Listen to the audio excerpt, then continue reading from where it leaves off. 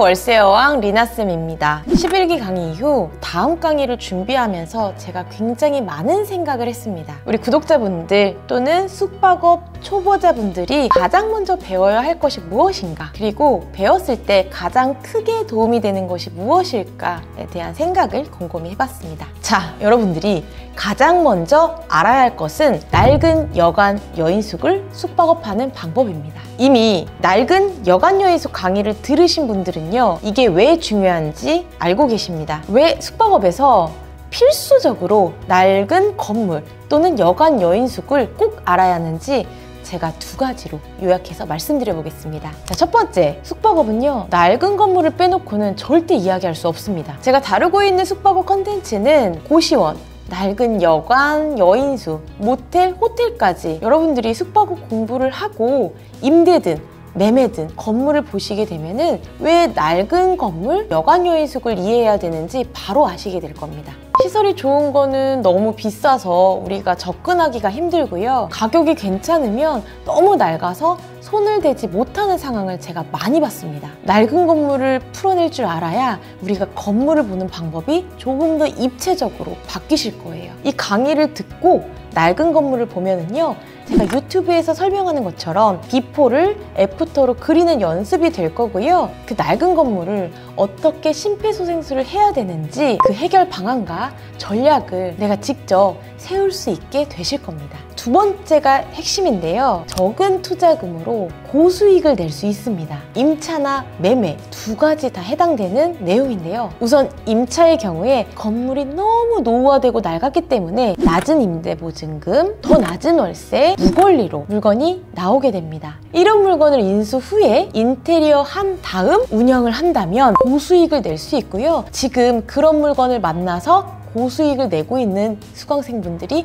점점 늘고 있습니다. 자, 간단하게 예를 들어보겠습니다. 방 개수가 12개고요. 70년도에 여관이었어요. 임대보증금 3천만 원에 무권리에 월세가 얼마?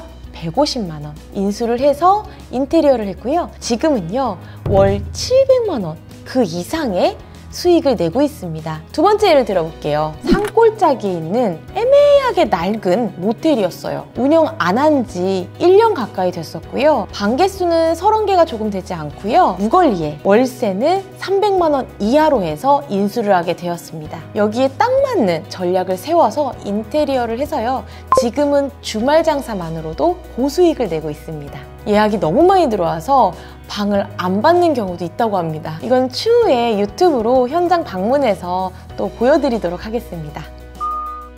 자, 임차 운영의 가장 큰 리스크가 월세죠. 예를 들어 순수익이 똑같이 1,000만 원이라고 해도요, 월세가 150만 원인 물건과 월세가 500만 원인 물건은요, 같은 순수익이라고 해도 리스크 자체가 다릅니다. 근데 낡은 숙박업소를 풀어낼 수 있는 능력이 있다면 임차 운영의 가장 큰 리스크인 월세를 적게 세팅해서 큰 현금 흐름을 창출할 수 있습니다. 현금 흐름을 높게 만들었다면 그럼 엑시트할 때 시세 차익까지 누릴 수 있는 거죠. 매매도 마찬가지입니다. 낡은 근생 건물 그리고 낡은 숙박업 건물, 낡았기 때문에 신축보다 저렴합니다. 하지만 낡은 근생 건물을 리모델링해서 임대를 맞추기까지 우리는 이자를 충당해야 되고요. 임대가 맞춰지지 않으면 임대 맞추는 기간 동안 이자 비용을 감당해야 됩니다. 임차가 맞춰졌다고 해도 수익률이 많아야 4%, 5%대일 거예요. 자, 이제 낡은 숙박업 건물을 얘기해 볼게요. 리모델링을 해야 되는 건 똑같습니다. 예쁘게 리모델링을 해서 운영을 한다면 우리가 임대차를 맞추는 게 아니기 때문에 인테리어 후에 바로 운영으로 들어가면 되고요. 임대 수익률은 10%에서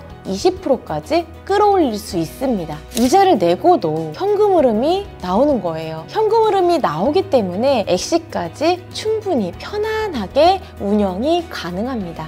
숙박업은 일반 근생 건물에 비해서 진입 장벽이 높습니다. 하지만 우리는 낡은 숙박업 건물로 숙박업을 운영할 수 있습니다. 심지어 반오토로 세팅할 수 있기 때문에 좋은 입지의 건물을 싸게 매입해서 숙박업으로 현금 흐름을 만들다가 편하게 시세 차익을 얻을 수 있을 겁니다.